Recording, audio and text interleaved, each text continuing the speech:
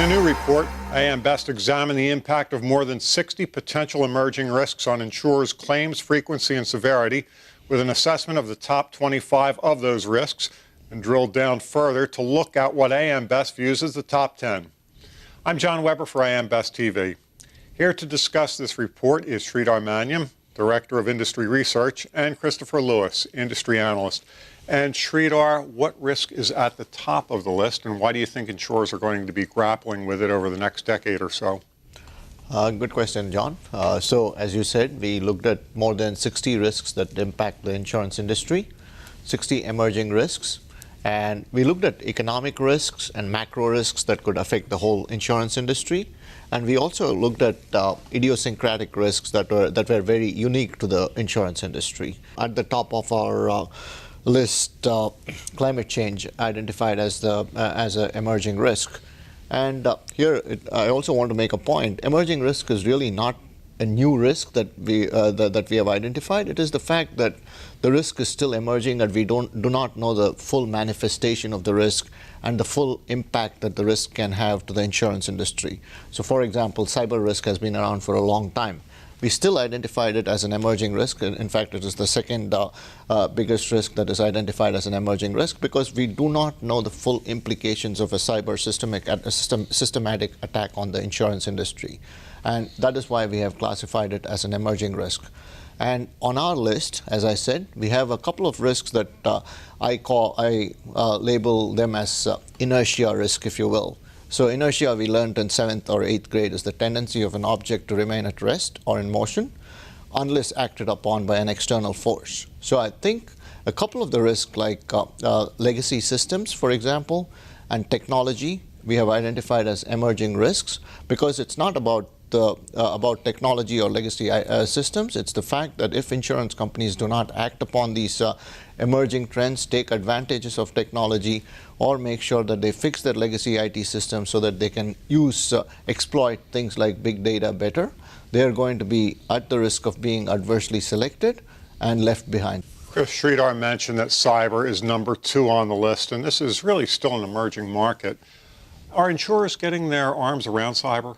To a certain extent. Overall, cyber risk is a concern to many industries, not just the insurance industry. And more, the need to have coverage for protection against cyber risk is becoming more compulsory.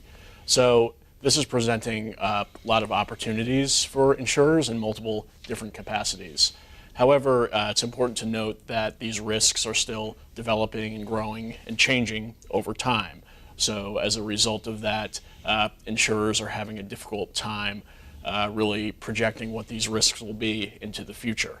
So as a result of these things, insurers are definitely approaching cyber risk and trying to meet the demands of more and more clients that are out there.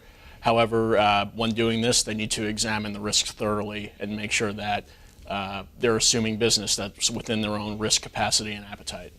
What do you think some of the leading risks are that insurers are not prepared for? Sure. There are several emerging risks that insurers may not be well prepared for. In particular, wildfires are growing in incidence. The events in California and Australia are an illustration of this. They can impact PC and reinsurers directly.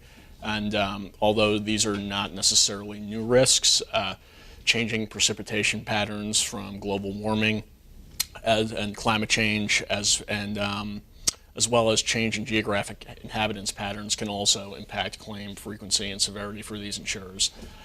Negative interest rates are also a concern, although these risks are perhaps less probable than the current low interest rate environment, which many insurers are experiencing. They may not be well prepared to meet the challenge of it if this environment does in fact occur. Infectious disease and contagion, things like the coronavirus that everyone has been talking about as of late. Also more peripheral but prevalent things such as Ebola and Lassa fever.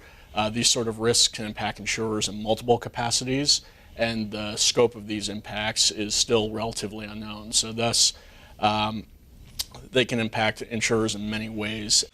It's not just life insurers, right? So for example, mortality risk in terms of coronavirus as a pandemic, like I think it's probably going to a concern for insurers and reinsurers alike on the life segment, but even on the P&C side. So there's like event cancellations and business interruptions and contingent business interruptions. I think those are some of the correlated impacts that insurers have to deal with in terms of pandemics, right? So, what do you see as the leading emerging risks for each of the industry segments? Well, aside from climate change and cyber insurance, cyber risk, a primary risk for P&C insurers is social inflation. So litigation financing has led more plaintiffs to be able to pursue legal action in courts. Erosion of tort reform has caused filing periods for lawsuits to be extended, and has also removed many of the caps that were put on punitive and non-economic damages, and also demographic changes leading to more millennials in juries, as well as desensitization towards larger verdicts, have also caused increased jury awards, and overall will impact the size of the frequency of P&C insurers' claims, as well as severity from litigation. For life and annuity insurers, market and economic risks still remain a large concern.